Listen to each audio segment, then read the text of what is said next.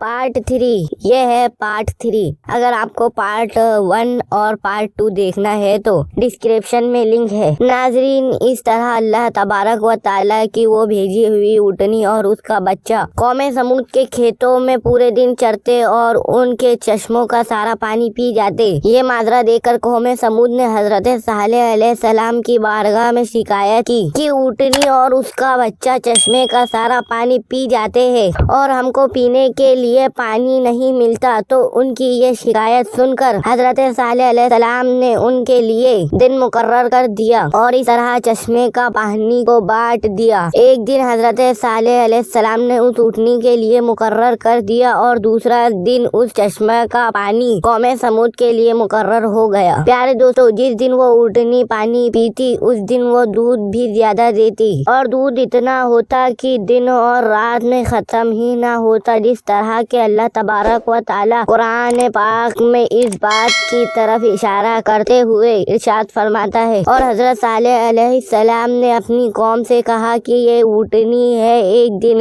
اس کی پانی کی باری ہے اور ایک معین دن تمہارے پانی کی باری ہے۔ اس کو کوئی تکلیف نہ دینا ورنہ اللہ تبارک و تعالیٰ کا دردناک عذاب تمہیں پکڑ لے گا۔ پیارے دوستو، اس طرح کچھ ہی دنوں بعد قوم سمود اس اونٹنی سے تنگ آ گئی، کیونکہ جس دن وہ پانی پیتی اس دن ان کو پینے کے لیے پانی نہ ملتا، اور ویسے بھی قوم سمود کے سرداروں نے حضرت صالح علیہ السلام کی اس اونٹنی کو ایک جادو قرار دے رکھا تھا۔ خیر، قوم سمود کی ایک طاقتور سردار کی بیوی جس کا نام صدوق تھا، اس عورت کے 2 انتہائی خوبصورت اور حسین و جمیل بیٹیاں تھیں۔ ان کی عمر 12 اور 14 سال تھی۔ اس عورت نے حضرت صالح علیہ السلام کے بیٹے کو یہ لالچ دیا کہ تم اگر اپنے گھر میں موجود اونٹنی کو رات کے اندھیرے میں قتل کر دو تو میں تمہیں اپنی دونوں بیٹیاں انعام کے طور پر تمہیں دے دوں گی۔ چنانچہ حضرت صالح علیہ السلام کی اولاد جو کہ نیک تھی، لہذا وہ اس عورت کے اس جال میں نہ پھنسے۔ پھر اس کے بعد اس صدوق نامی عورت نے پوری قوم میں یہ اعلان کر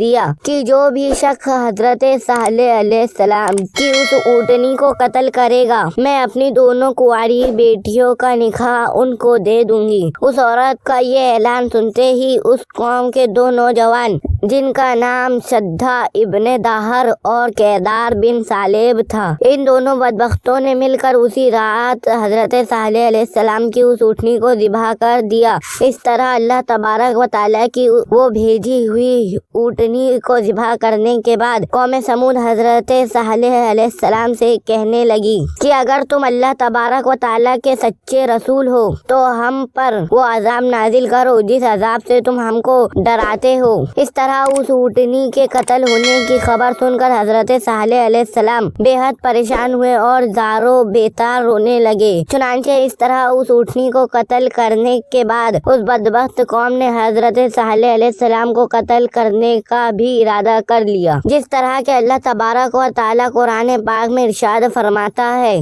آخرکار انہوں نے اونٹنی کو قتل کر دیا اور اپنے پروردگار کے حکم سے سرکشی کہنے لگی کہ جس چیز سے تم ہم کو ڈراتے ہو، اگر تم اللہ تبارک و تعالیٰ کے سچے پیغمبر ہو تو اس عذاب کو ہم پر لے آؤ۔ اس طرح جب اس قوم نے اللہ تبارک و تعالیٰ کی بھیجی ہوئی اس اونٹنی کو قتل کر دیا اور اپنی نافرمانی میں حد سے زیادہ بڑھ گئے اور خود ہی اللہ تبارک و تعالیٰ کے عذاب کو طلب کر لیا، تو حضرت صالح علیہ السلام قوم سمود سے کہنے لگے کہ اب اللہ تبارک و تعالیٰ کے دردناک عذاب سے تم لوگوں کو کوئی نہیں بچا سکتا۔ چنانچہ حضرت صالح علیہ السلام کی یہ بات سن کر اس قوم کے 9 بدبخت لوگوں نے یہ ارادہ کیا کہ اب حضرت صالح علیہ السلام کو یقیناً قتل کر دیا جائے۔